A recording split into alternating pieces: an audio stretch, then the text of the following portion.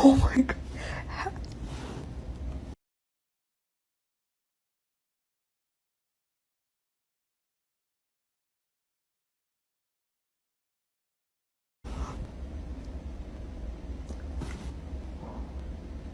What do I freaking do?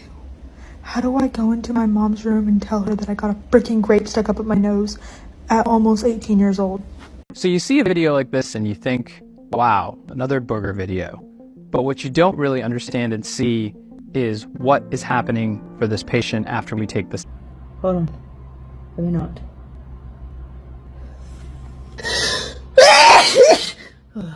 I had a cough with a sneeze. That was a good one. Ooh.